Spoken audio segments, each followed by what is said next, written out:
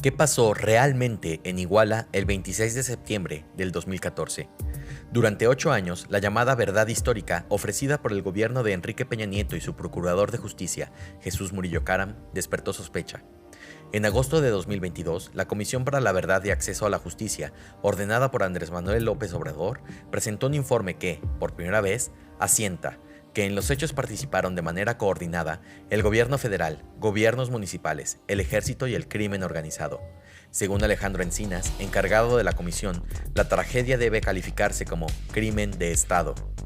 Esto es lo que establece el informe sobre los hechos ocurridos en Guerrero. Antecedentes.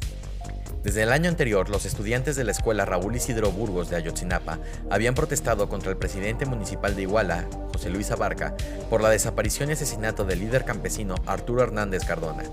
Tanto Abarca como el crimen organizado habían amenazado a los estudiantes desde entonces. Además, de acuerdo con el informe, el ejército había infiltrado a un soldado entre los estudiantes, Julio César López.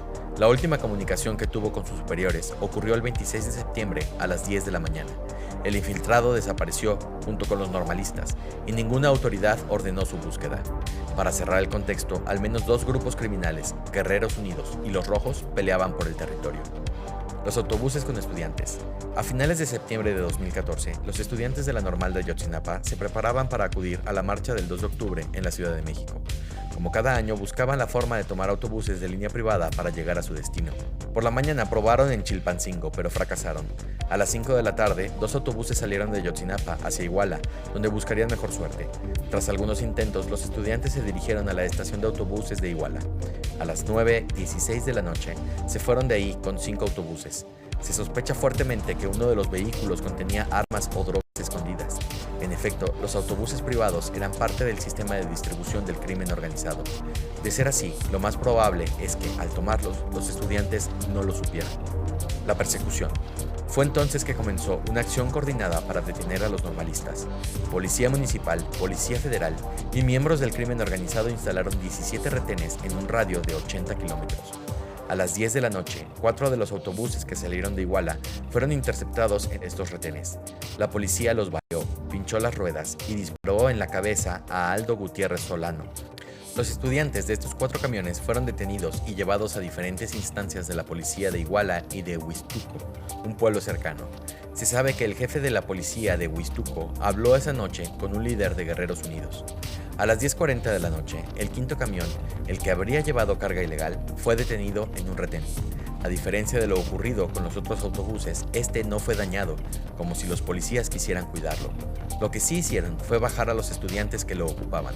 Ellos corrieron para huir de la policía, que los persiguió a balazos. Hechos paralelos. El mismo día, a las 10 de la noche, salieron de Tixla 2 vehículos con normalistas para apoyar a sus compañeros.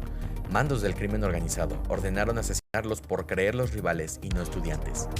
Por otro lado, a las 11:30 de la noche, policías balearon el autobús de los avispones, el equipo de fútbol local, y mataron a 3 personas. En este segundo caso, fueron policías quienes tomaron a los civiles por normalistas. Ataque a la conferencia de prensa.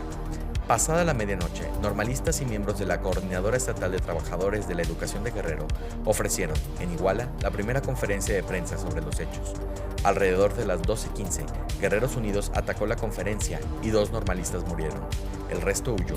Uno de los asesinados, Julio César Mondragón, fue tiroteado mientras corría, y su cadáver apareció torturado a la mañana siguiente. La orden fatal. Se conjetura que entre las 3 y las 8 de la mañana del 27 de septiembre se dio la orden de ejecutar y desaparecer a los estudiantes detenidos. El informe no detalla la comunicación que hubo sobre tal orden entre miembros del crimen organizado y las autoridades. A partir de las 8 de la mañana comenzó la operación del gobierno federal para ocultar la verdad. Al menos 5 estudiantes fueron disueltos en ácido. Tras ser ejecutados, los restos de los normalistas fueron escondidos en diferentes puntos. Lo que no pudo ocultarse o dispersarse fue trasladado a 3 ranchos. Un dato más es clave. También se trasladaron evidencias a las instalaciones del 27 Batallón del Ejército en Guerrero. La verdad histórica. Según el informe de la comisión, el objetivo principal de la llamada verdad histórica fue dar carpetazo a la tragedia cuanto antes. La idea era ocultar los vínculos del crimen organizado con las autoridades federales, incluido el ejército, y que ninguna investigación señalara al ámbito federal. La verdad histórica establecía que los estudiantes buscaban boicotear un acto de la esposa del alcalde de Iguala, lo que provocaría que los persiguieran y detuvieran. Según esta versión, los jóvenes habrían sido trasladados a la comandancia de la policía de Iguala y entregados allí al crimen organizado. Más tarde, sicarios de Guerreros Unidos los habrían asesinado e incinerado en el basurero de Cocula, al confundirlos con rivales. Por último, los restos habrían sido arrojados a un río cercano. Para armar la verdad histórica, se cometieron torturas, se falsearon testimonios y se alteraron escenas. Incluso llegaron a depositar los restos de un normalista, Alexander Mora, en el basurero de Cocula, escenario que cuadraba con su versión. El informe señala algo importante.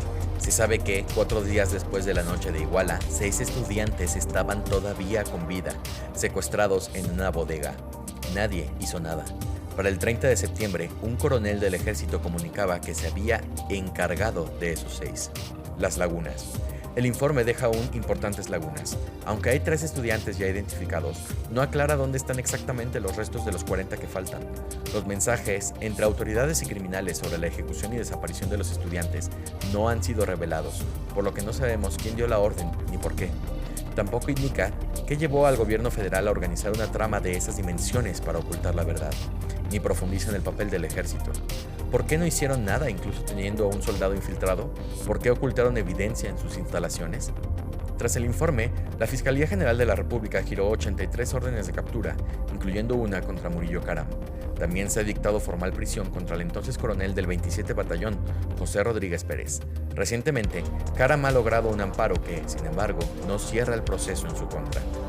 Para conocer más sobre crímenes de Estado, visita el Museo Memorial M68.